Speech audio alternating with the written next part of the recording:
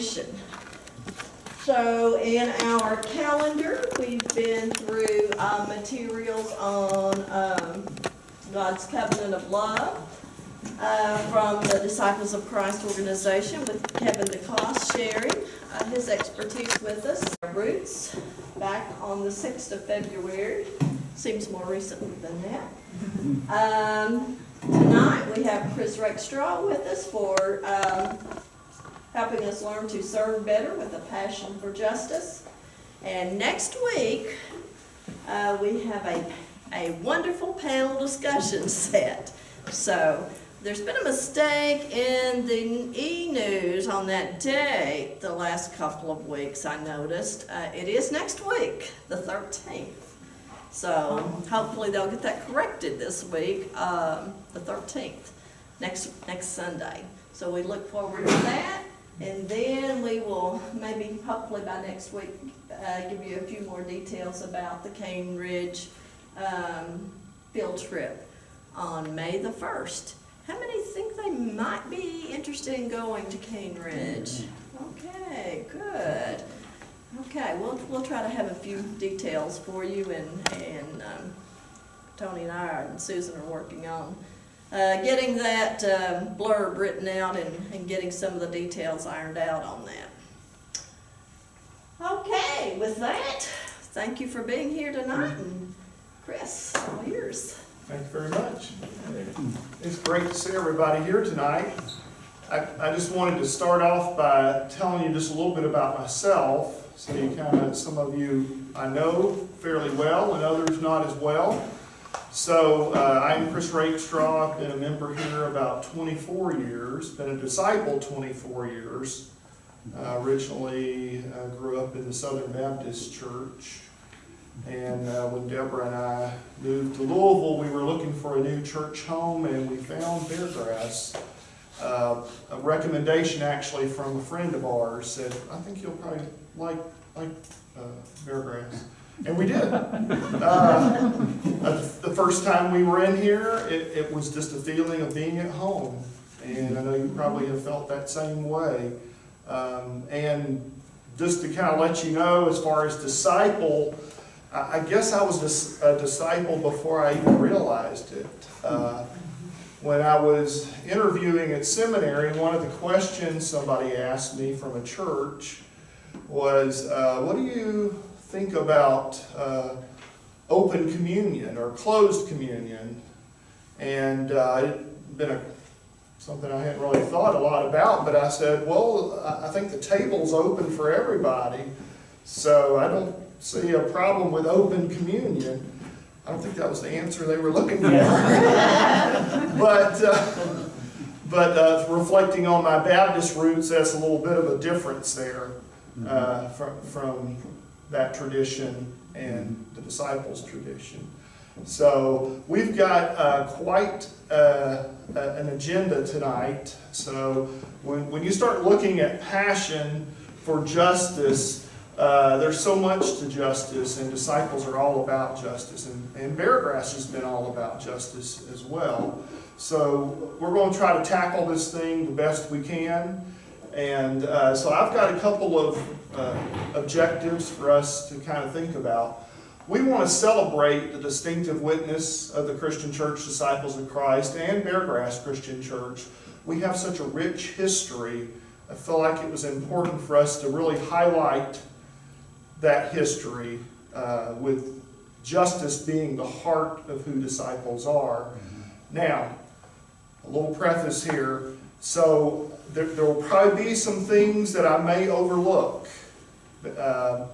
And that's not intentional, especially in regards to Beargrass's ministries, because there's so many ministries, it's hard to really hit every one of them. So obviously, feel free to share that with us. And I'm not proclaiming myself as an expert here, so I would appreciate other folks that might have other opinions or can give us additional information about some things to feel free to jump right in there. So this is going to be a collaborative journey together today. in addition to celebrating our distinctive witness, I would really like to take some time to look at the whole story of our evolution in the areas of mission and justice. What we celebrate today has been a struggle. And I think we maybe don't really realize that. The church disciples movement started back in the 1800s as a way to get back to the New Testament church, right? So there was some things that they were dealing with and struggling with, and then throughout history, we have sort of taken some detours and learned how to be more inclusive over time. So it wasn't like all of a sudden we were where we are now. We've had some growth and some understanding that it's changed over time.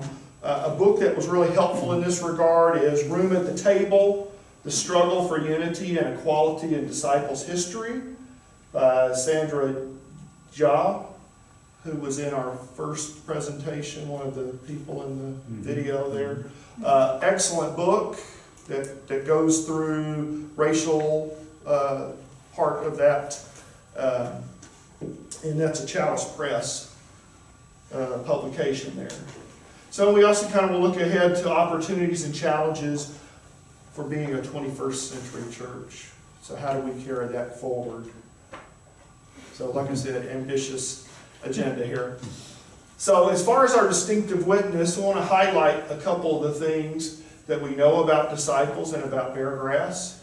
Unity amid diversity is such a core value for us, and that's what we were founded on. At a time when there was denominational strife and so many different denominations, our founders rose in an effort to bring people back together, to sort of go a different path. We've also been a very mission-minded people. So in all that we do, that mission may have changed over the years, but we have definitely sought to better the world around us. The centrality of communion, the open table, is at the heart of our worship. And the autonomy of local churches is a big part of this too, that we each can kind of run our church as we see fit. We voluntarily associate with other disciples, and we have that fellowship, that covenantal relationship. And that's part of sort of our rub sometimes. The individual churches may struggle or may see things differently as far as justice issues. And we are a movement for wholeness in a fragmented world. So some of the inherent tensions with being disciples and being at Beargrass is this struggle between individual versus the common good. How do we maintain unity amid all the diversity that we have? Because we've got a lot of great ideas, and how do we hold that together? And that can get tricky when you're talking about justice issues. So racial justice, some people might want to do this, some people might want to do that. And how do we maintain that unity and still move forward as a group? And then also the tension of sometimes it seems like the church has influenced the culture. Then other times it seems like we were kind of following the culture. So, and it's kind of give and take here. So these dynamics are kind of underneath all this that we're going to be talking about today. So I don't know if you've heard the phrase purple church, but it describes, and I'm wearing purple today in honor of that, red and blue, conservative, liberal, progressive, traditional, however you want to describe it, socially, politically, theologically. Folks have found a home in the disciples, and at Beargrass too. And Beargrass in particular has a large number of Roman Catholics and Baptist background, which is kind of interesting, and as well as other church backgrounds.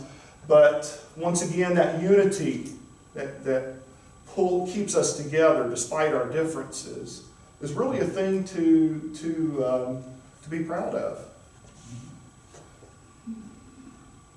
So we are firmly in the social justice tradition. A lot of churches are in maybe a different tradition, an evangelical tradition, for example. But Beargrass and the disciples are in this social justice tradition that appreciates diversity, that really sees inclusion as an important value, advocating for those who are marginalized in society. And this is not only with people, but the earth as well. So we're going to look at environmental justice as well as an issue. So, justice gets used a lot. And so when we're thinking about justice, the basic ideas here is treating people fairly, making things right that are wrong, and advocating for the marginalized, disadvantaged, and the oppressed. And the biblical roots for this are in these ideas of compassion. Old Testament, there's a word called hesed that means loving kindness. Righteousness, having right relationships with other people, with God and with yourself. And also shalom, peace. And peace, the shalom idea, really captures the disciples' vision for wholeness in a fragmented world, because it's much more than just the absence of conflict. It is wholeness, balance, everything being brought together is sort of that idea of shalom there. So justice can go in many different areas. So here's some of the areas, and there are probably others out there as well, but civil and human rights, economic justice issues, environmental justice, health and wholeness, and peace.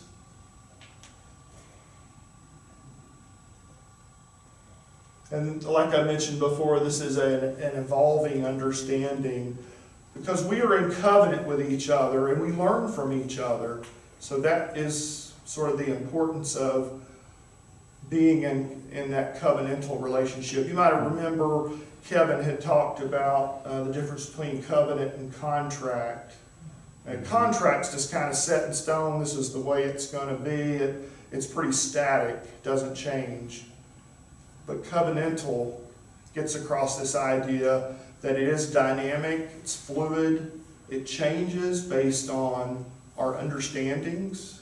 So who we are today and what we're learning right now will definitely have an impact in the future on how we live our lives and live out our faith.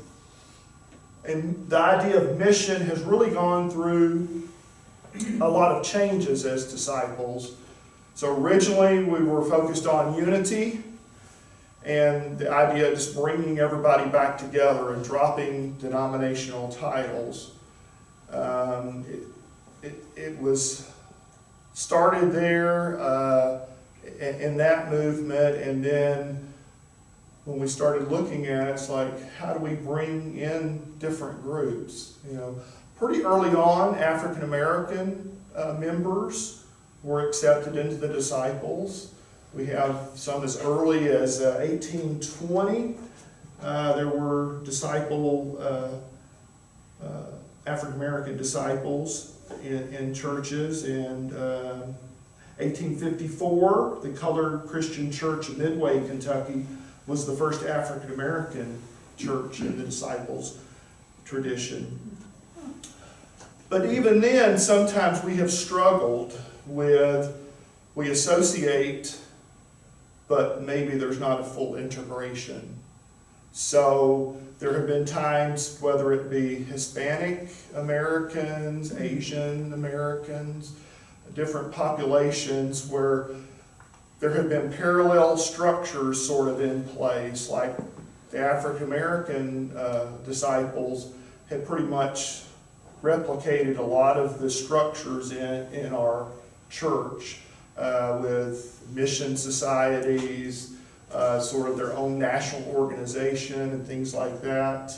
And so over time we learned that there was something more we needed to do, and especially with the African American disciples. 1969, there was a merger of white and African American into one body, which was more of a full integration.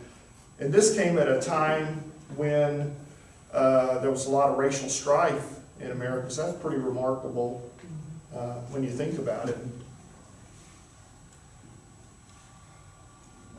All right, I know I'm giving you a lot of stuff out there, so, and I'm more discussion based, but I kind of want to catch our breath here, see if you have any comments or thoughts about anything that we've talked about so far. Yeah, one you mentioned about African Americans, Chris. My first disciples church was out in Cord in Indiana, which was, I think, started in 1833, so it was a very early.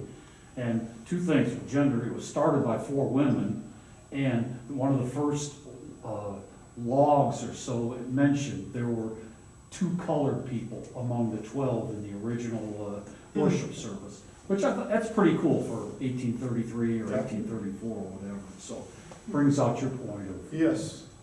Of the diversity even starting back then. Yes. And you had the list of the different kinds of justice, environmental, and so I think of educational justice. There's such a diversity of who gets what in education, and it makes a lot of difference about the lifestyle going forward for any of the kids. Right. Yeah, because education opens so many doors for folks, yeah, to new opportunities, definitely. Any other thoughts? Okay, we're periodically going to take a breath there just to kind of catch up, make sure we're digesting things, and if there's any questions or things that aren't clear, you'll have a chance to kind of ask questions. Chris, I'm paying attention to your conversation and points as it relates to recently having updated our mission statement. And I remember specifically in the agape classes, we were talking that through, at least I think it was in agape. And it was the inclusion of the word passion for justice. And so I'm kind of listening to what you're talking about in the history, in the build-up to, but also thinking about how we got to that point as an acceptable term in a mission statement.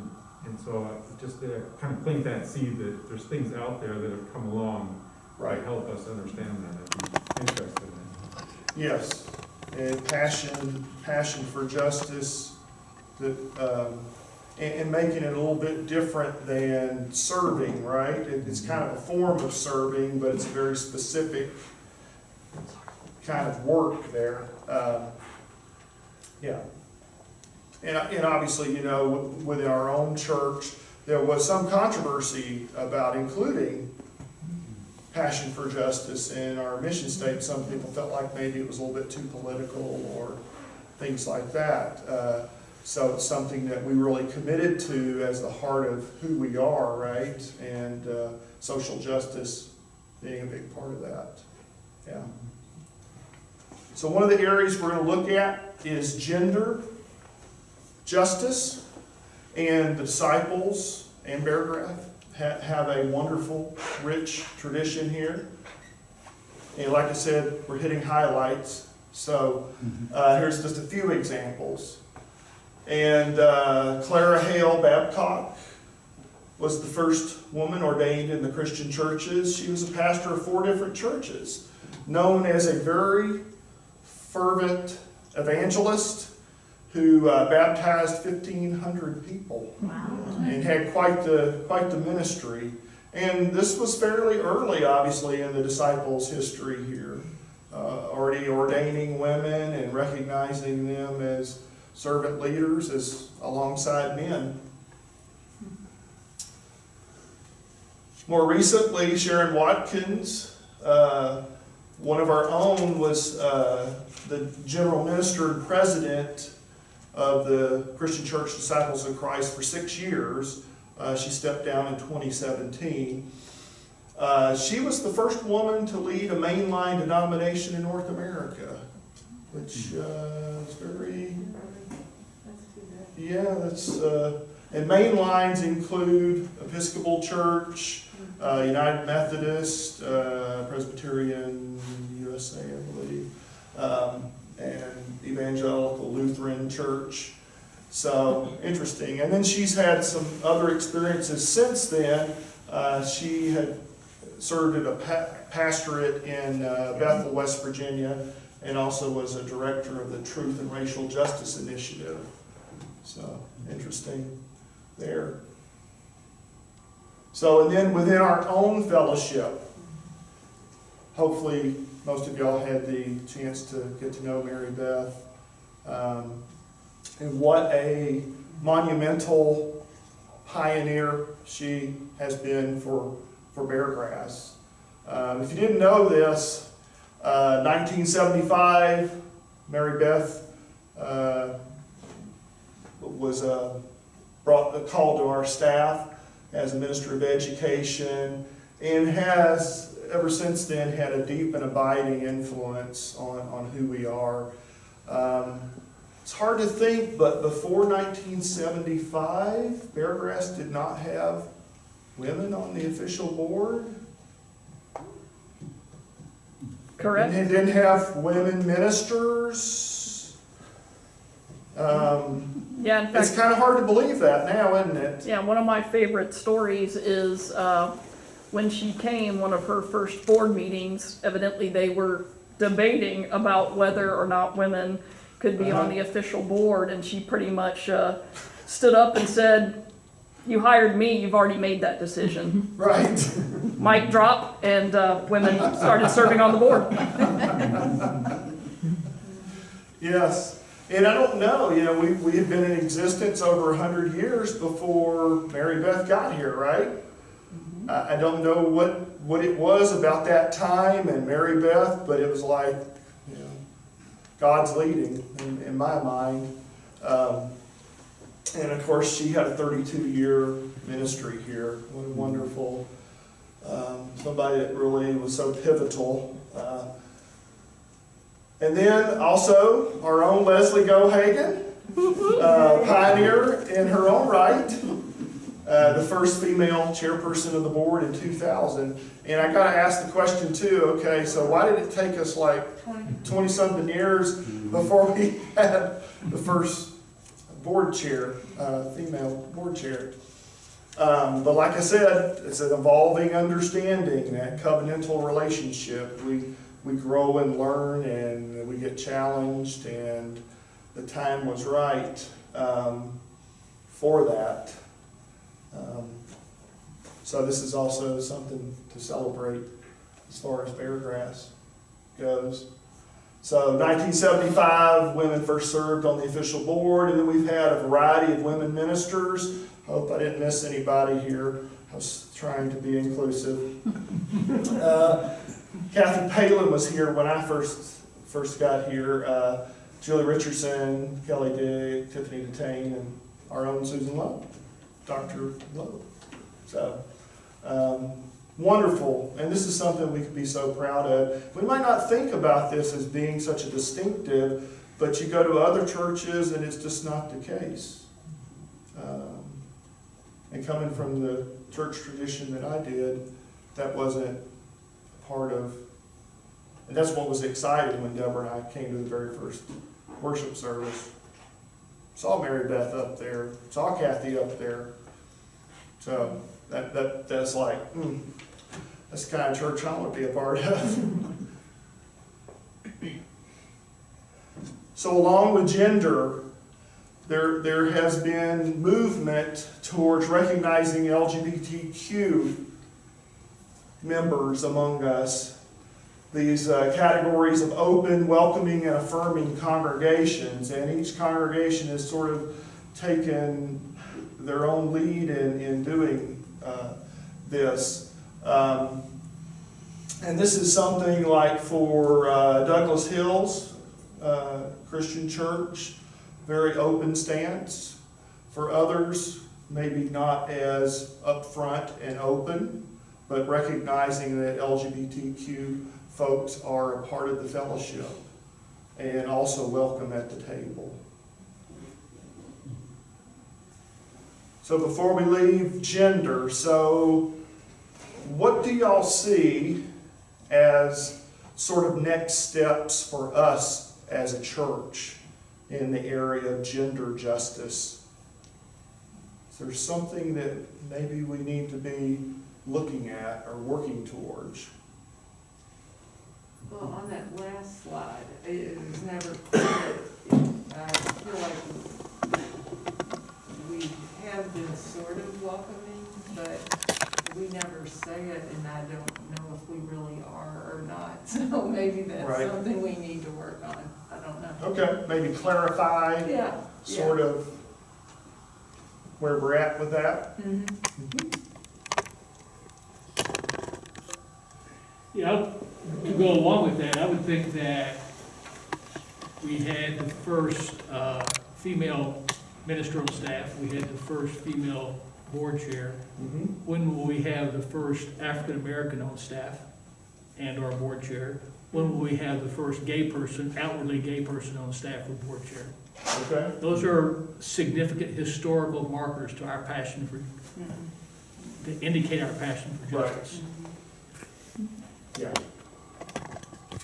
There was some movement to become open and affirming, but then the pandemic hit and everything was kind of, so I don't know. Right. I heard there were conversations Yeah. taking place, in that regard, and that might pick back up here. But points are very well made on all these areas, obviously. Just from seeing the church as a social organization, there is a tendency sometimes to become kind of complacent, right? You know, we've got a good thing here, and we don't want to become a social club where we just kind of enjoy having our programs and we don't really reach out or get outside the walls. We want to keep growing and learning, and so these issues around gender do push us in that direction because it is a challenge. And going back to the inherent tensions that we looked at earlier, that's one of them. It's like individual and community good. So on a lesser scale, you know, our decision about masks, right? That was for the community good, right? No, not everybody's crazy about wearing masks, but we felt strongly enough. We want to protect everybody. We want everybody to be able to come here, but we need to have a measure of safety for everybody. So that's where we kind of erred on the side of community good. And then individual rights or needs have kind of taken second place in that. So, and you'll see other churches have decided different things in that regard, right? So, this is definitely something that we will continue to look at as far as gender justice. And with the world becoming a more diverse place, this is going to be an issue that we're definitely going to need to continue to address. So race and ethnicity is another area of justice. And once again, disciples have a rich tradition in this area as well. To be honest, before I started this, I had not heard of Preston Taylor, but a couple of people, including Trey, had put me on to him, and I started reading about this remarkable man. He was multi-talented and had been so instrumental in disciples' life as a pastor, an educator, an entrepreneur. He started his own funeral business and was living down in Nashville at the time. Helped get Greenwood Cemetery going for African American folks. Started an amusement park down there for African American kids to enjoy. I mean, very resourceful individual here. Also had served as the first president of the National Christian Missionary Convention, which was sort of the African American version of the Disciples, and the National Convocation as well. So I had spent some time in Louisville too, which was interesting. So Louisville, Nashville. So his presence is definitely felt among disciples. Sarah Lou Bostic was one of the first African American women ordained in the Disciples in the late 1800s. She had a 40-year career and did a lot of field work on the mission board and the missionary societies. Obviously, not only female, but African American, outstanding example of the inclusion that disciples are about here. Ju Hawk is a Chinese minister who started a outreach to the Chinese immigrants in Portland, Oregon, around the turn of the century, and was really one of the first ministers to reach out to that group. So here we see a little bit of progression here in our mission, right? So we have women being affirmed, we have African Americans being brought into the fellowship, and now we have Asian Americans that are starting to be recognized as, hey, this unity is for them as well. Along with Ju Hawk, Sungok Choi is a Korean American minister and was a key leader in the development of the Pacific Asian ministries that eventually became the North American Pacific Asian Disciples. And that organization is still going on currently. So you see, we're kind of expanding into other areas as we're responding to diversity. Then among Hispanic members, Domingo Rodriguez became the first director of the Office of Programs and Services for Hispanic and Bilingual Congregations. That's a division within Homeland Ministries with the disciples. And the Obra España organization is a part of that now. So there was a lot in this book that talked about the outreach we had towards Puerto Rico originally, and then over the years it kind of expanded into some other areas, Mexico, and then eventually recognizing Hispanic folks within the United States as well. So once again, the writer of this book also makes an observation that while we recognized these folks and the need to somehow bring them into the fellowship, there was a struggle there of how to fully integrate.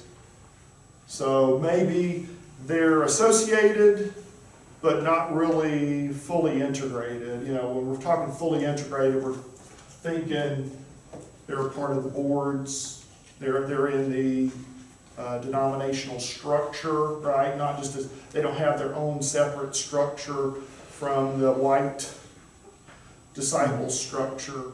It's kind of like it's all one thing. So that's been some of the struggle over the years is how to fully integrate in that. Recognizing that, we don't know as much about some of those populations and we have a lot to learn. And listening to the needs and letting them sort of lead us.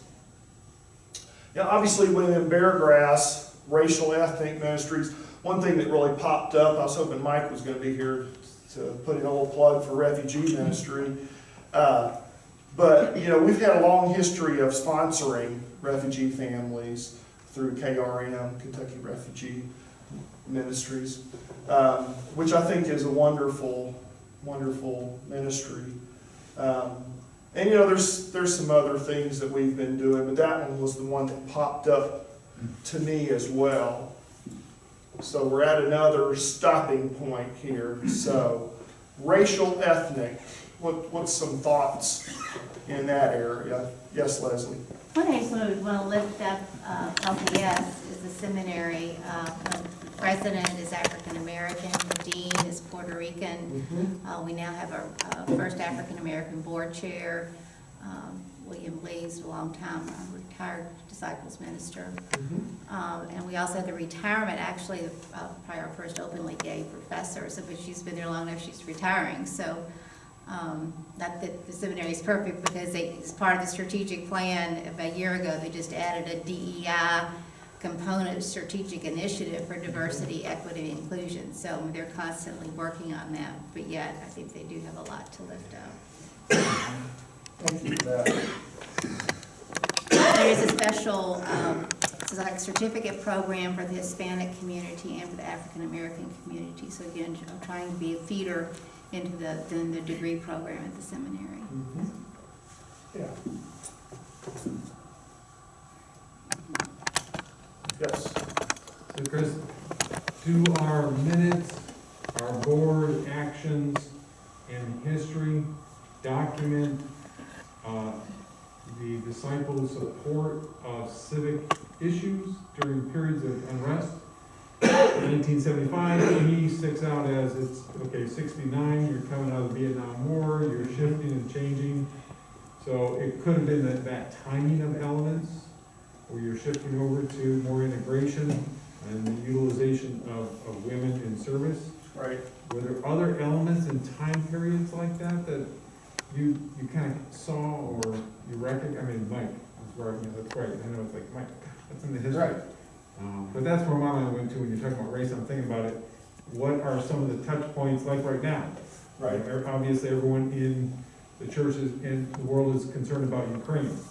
And so everyone's praying for. So that becomes, you're doing fundraising for, or you're making statements as a congregation on behalf of and support of.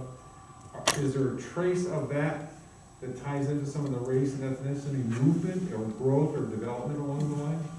Well, I think within the disciples at the national level, the initiative and the priority that we have put on becoming a pro-reconciling, anti-racist church is definitely a major thrust that we're under right now, a major emphasis. So there's been a lot of discussion of what this looks like and where we go, and equipping churches to kind of join in the anti-racist ministry and work.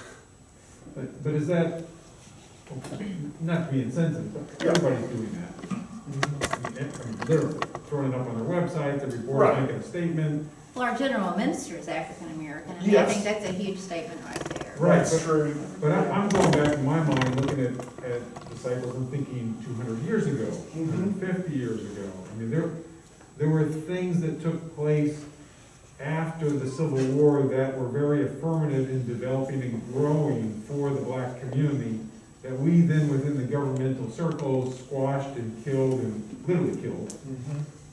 So was there stuff within the disciples of Christ that were part of that historical of seeing the need for the social justice, and particularly in a divide of North and South? Are those kind of things that throughout that time to, I can understand why everyone's saying it today, Right, because everyone's saying it today. yeah. But do we have a history of that kind of It, ties through? from what I understand, this is just my take, it has been a struggle with that. Even our leaders like Alexander Campbell, Barton Stone, the whole issue of slavery, there was a lot of discussion about, what do we recommend to the churches in that regard. It's been noted that Alexander Campbell was a political realist and thought that maybe colonization might be the best solution for the issue of slavery. And then we got this whole dynamic, we don't have anybody telling us what we have to believe or what we got to do. So each church, it sort of takes it under advisement, but their conscience, their discernment with the Holy Spirit, and decide how they want to live that out, right?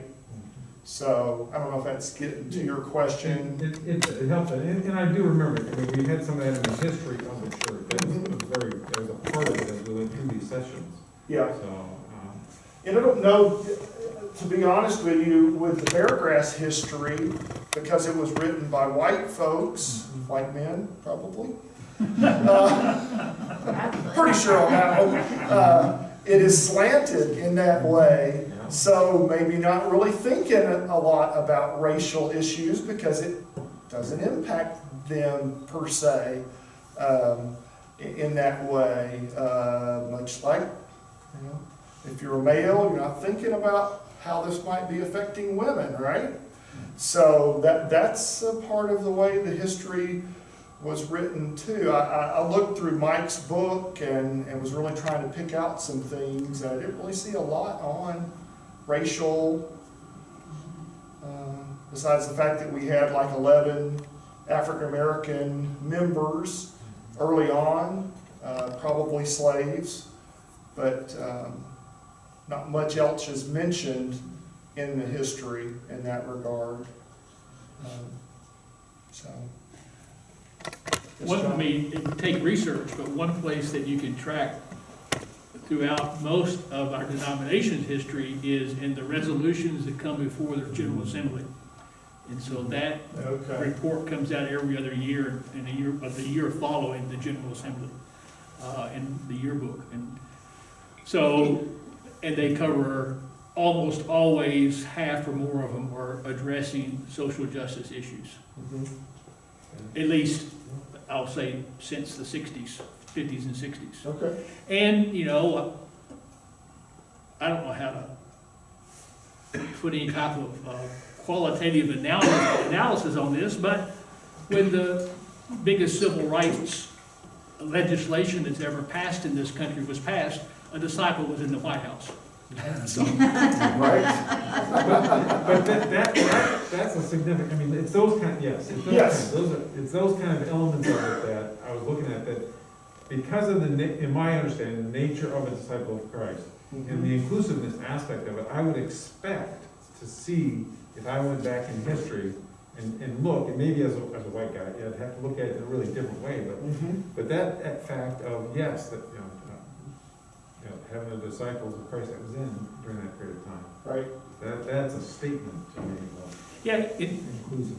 Just to take it a step further, LBJ didn't just take a risk in his own political future, he destroyed his future, but his whole party was changed significantly for generations because of that piece of legislation. Right. And he was an elder at National City Christian Church. So here's another sort of paradox here. So LBJ, Ronald Reagan, both disciples. Interesting, totally different ends of the spectrum politically. So I guess that really is a purple church, right? Yeah. All right, turning to environmental justice. So a lot of times when we're thinking justice, we're thinking in terms of people, but also God's good creation. is a part of this justice, reclaiming the world and treasuring what God has given us. So Green Chalice has been an initiative not only within the denomination, but within our church. So Nancy, you're kind of heavily involved in Chalice, Green Chalice, and helping us become a certified Green Chalice congregation. Would you mind kind of telling us what steps it took for us to become a certified Green Chalice congregation? Yeah, one of the things we had, I'll take this off. One of the things we had to do was have an audit done for the church to just see where we were losing energy. And then once we did the audit, we did many things to improve that. And also they wanted us to have more educational pieces in the church about the environment. And so to become a certified Green Chalice program, we had to actually submit all of this stuff. Okay. And so I think it was like a year and a half ago that we became a certified Green Chalice program. Okay. So I just want to say that one of the things that really impressed me is that the Disciples Church has been involved in the environmental justice since 1970. Okay. The actual Green Chalice program it was I think maybe 10 or 15 years later, but in their 2-year denominational talks, or whatever you want to call them, in 1970 they actually brought it up and made it part of something that they wanted to do. Okay. So I think I would say that we're probably one of the first. Yeah.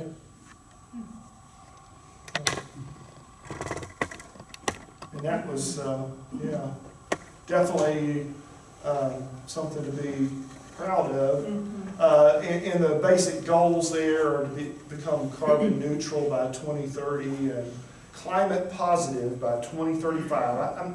What does climate positive mean? That means that we're actually taking carbon out of Okay. the atmosphere or whatever. Okay, that's what I thought that Yeah, meant. Okay. yeah. Uh, So we have a lot to do. Yeah, Yes, that's around the corner. but just think of the ramifications of this, taking care of the world, and what a difference that makes in people's lives. There's a lot of foresight in doing that, especially when sometimes we're living day to day and just struggling to get by. This is like generational kind of transformation, isn't it? It is. That can make a difference in people's lives 50, 100 years from now, what we're doing now, sort of a legacy, It's a if you will. legacy Yeah.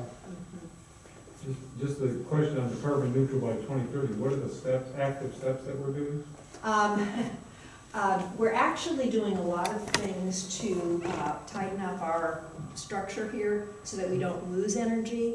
And then we will be looking at solar panels and those sorts of things, so that we don't actually have to burn fossil fuels. Right. Congratulations. Yeah. And you've probably noticed all the recycling that's popped up too over the last Yeah, few thank you for years. reminding me of that. The lighting. Yes, Yeah. the lights. Mhm. Thank you. Mhm. We're gonna have a program actually Okay. on something that I didn't know about until just recently, on gardening, and how the way we garden affects what we put out into the universe. And we'll have that in a couple of weeks. Okay. So I think that will be something very helpful to Awesome. the congregation and spreading out. Okay. So, and I'm sure that'll be in the newsletter. Mhm. Okay. Do you know when it is? The 20th, March the 20th, which will be at this time in 2 weeks. Okay. There'll be a parent, adult education event as well that night, so, Really? yes. I thought I put that on the calendar. Is it afternoon, Susan? Yep, 4:30 to 6. We got a lot going on here, don't we? Another part of that environmental justice is the farmer's market, if you think about it. That also helped with the green chalice. Yes, it did. Mhm. uh, Yeah, what's sort of that relationship with Green Chalice between that and farmer's market?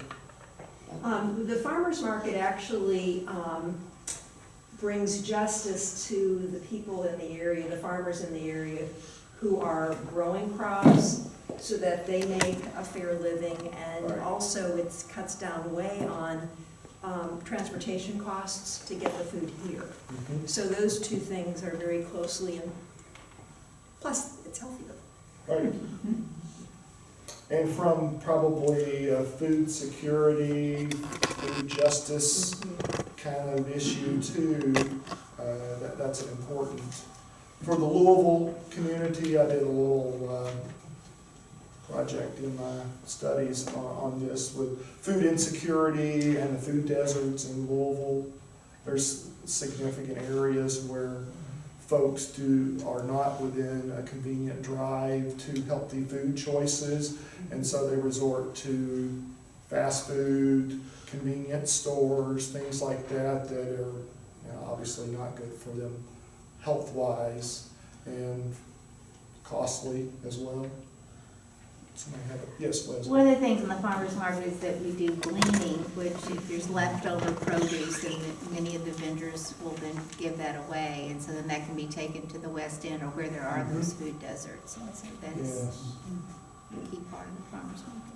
yes. Yeah, Leslie, you mentioned Louisville or Lexington Theological Seminary.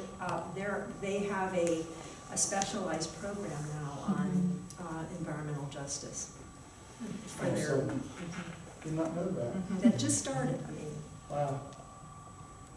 Need to put you on the email I list. do. I would be curious.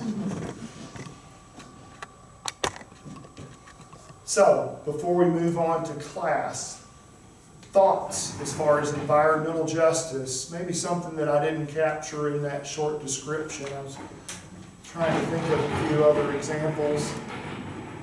Or maybe some things that you think maybe we ought to be looking at in the future in the area of environmental justice for Beargrass. I'm just thinking as an obvious one, these young people that are in my life, that is a number one in the thing that, my generation has screwed up the most. So I think it's a great, whatever we can do with that to help at some point to attract young people to our church. I think it's wonderful that we do that. Right. And I think that brings more connectivity for younger folks. I know we've had a few people, myself included, that came to this church because of the farmer's market. Yeah. Yes. Yes, John? This is maybe indirectly related, but a number of years ago in North Carolina, we had a guest stay with us he was a professor at a university in the Democratic Republic of Congo and a member of Disciple of Christ Church. So as I was driving him to different congregations to visit with ministers and members across North Carolina, we saw lots of white-tailed deer dead on the side of the road, just like here. And he was aghast that nothing was done with them to feed people. Now, I know in some places, Janine hit a deer on the West Virginia Turnpike a few years ago, and within 10 minutes, there was somebody there to take the deer, clean it, skin it, so it could be distributed to people for food. And I know on NPR one time, I heard a community college professor, I think in Alaska, who had a class on how to field dress elk and moose that were killed by cars. So he would call his class for a field trip whenever the state police told him that one had been hit. But lots and lots of food wasted in this country, on the side of the road, or in our disposals, or in our garbage sacks. Very true. Yeah. And obviously, ongoing education about these things is is a big part of that too, just raising our awareness. Other thoughts? Okay, so we've looked at gender, we've looked at race, we've looked at environment and class.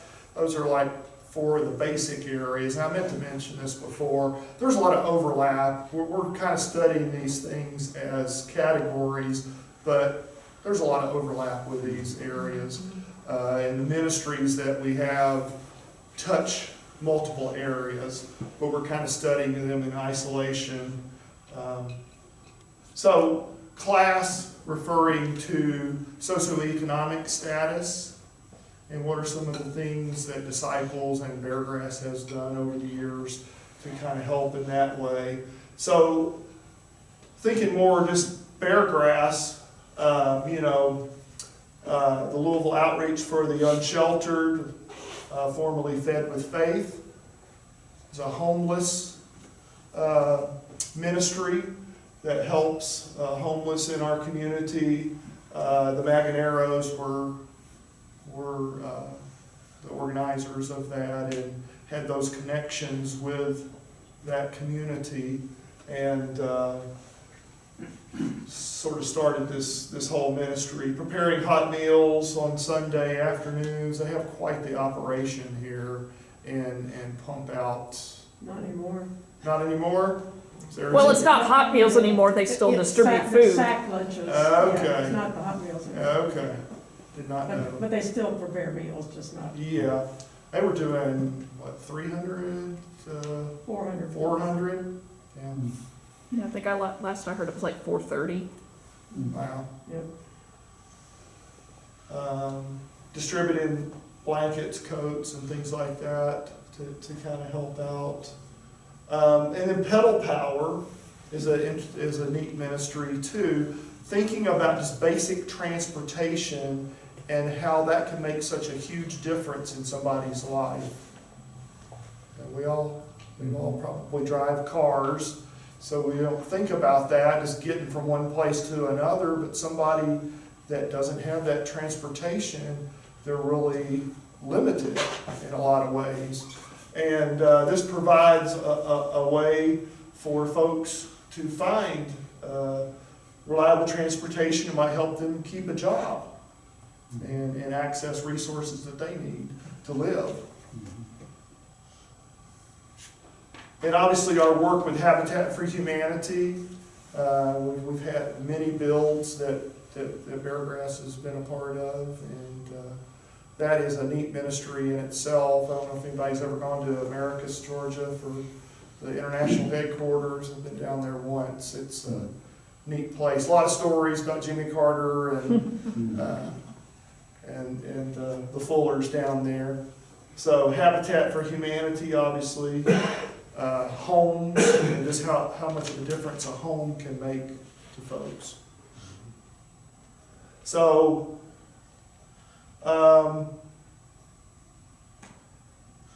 here's some of the sources that I had for this presentation.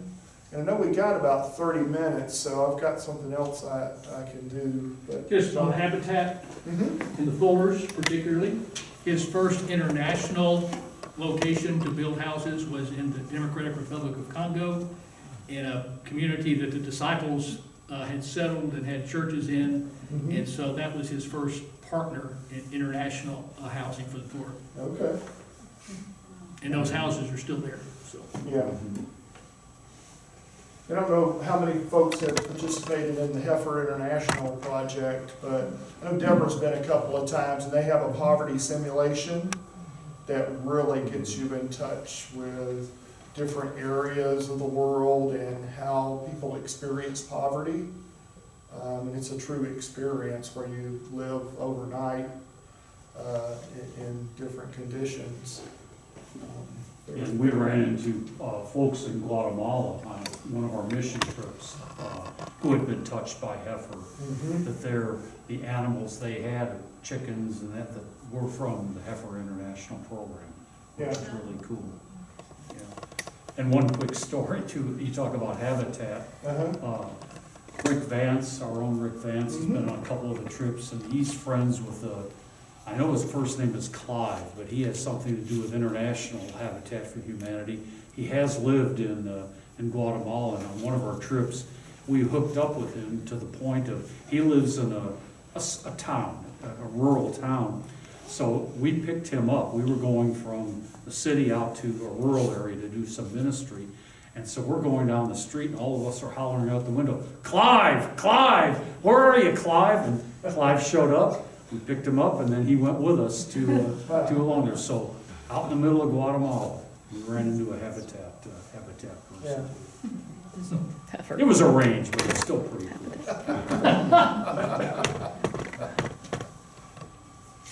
So we have a few minutes left, and part of this presentation was historical, kind of looking at our witness as a church and as a denomination. But there's also this question of how do we serve with a passion for justice? How do we know what that passion is? So I'm wondering, just calling on the group wisdom here, what have y'all found when you're thinking about serving? What's helped you know which direction to go there when you're wanting to help out with things? Does that make sense? That question makes sense?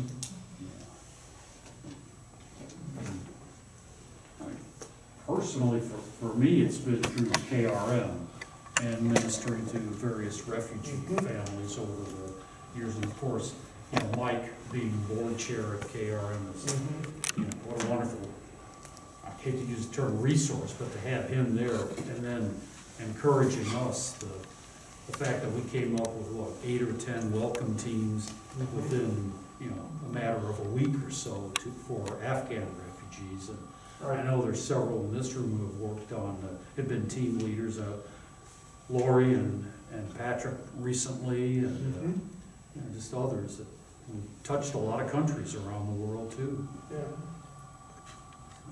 I think, at least for me, that's been the hook for me on social justice and justice. Yes. I can speak for my husband. He has a passion for prison ministry, which we did not mention. Yes. But two things, he works with a program that, he did until the pandemic. All that stuff is just gone away. But with KR, Kentucky Reformatory, he works with a class. Also, members from this church started a worship service at Luther Luckett on Friday nights, which still continues when we ever get back in. So we're always looking for volunteers to come do that. That's on Friday, every Friday night at Luther Luckett. So that's something this church also started. Right. Thank you for mentioning that. I think you have to go with, at least for me, you have to go with things that get you excited. Right? And sometimes you kind of find those by accident. So, little autobiographical info here. So I was working in a church. I was an education youth minister. And while I enjoyed what I was doing, I don't know that it was my passion. But one day the pastor wanted me to go and do some hospital visits. And also see some people at home, some homebound folks. And those experiences kind of changed me. I found a passion there for working with people and in like counseling kinds of situations. I didn't know that was something that I was passionate about, but got involved in that and said, hey, I kind of like this. And that sort of led me on a track to go back to school and get a social work degree, and now work with individuals, families, groups. And so sometimes you kind of find those things by accident, and just looking at things that just really kind of give you that feeling of, yes, I'm making a difference here. And I guess that's kind of what we all kind of want to feel like we're making a difference, right? And justice kind of is near and dear to, I think, all of our hearts. We want to be treated fairly. We want to make a difference. We want people to get along. It's hard to watch somebody who's suffering, isn't it? And the beauty of Beargrass is that there are a lot of opportunities here to do that, Yes. Yes. to plug in and just, Mhm.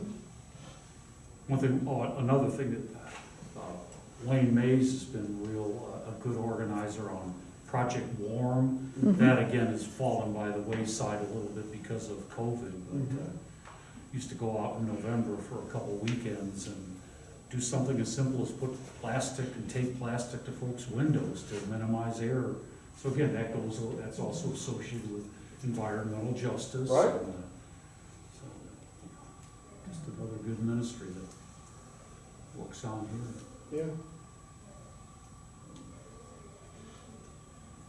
Other tips on, I was just gonna say for myself, I grew up on a small farm in Wisconsin and always loved the earth and, always, I caught butterflies and watched birds and, all that stuff. Partly probably because there wasn't anything else to do.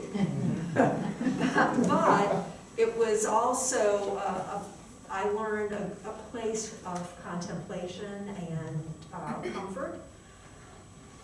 So this was in the church that I was in before, but they had an environmental concerns group, and it was just like, oh, I want to do that. So when we came to Beargrass, I asked, and finally, we're doing something now. right? So, Thank you for Yeah. asking. So if there's not something there, you might be the one to kind of get the ball rolling. And that is the thing I have liked about Beargrass is, I guess, religiously and theologically, and social justice wise, it's okay to ask questions. exactly right. Here versus other places I've been very guarded with what questions I would Right. ask. And here, Yeah. I have asked many questions here of Susan, and then whenever it happens, I'm like, yay, I'm lucky. Yeah. This is a great place to be. It is. Definitely is. Yeah. Well said.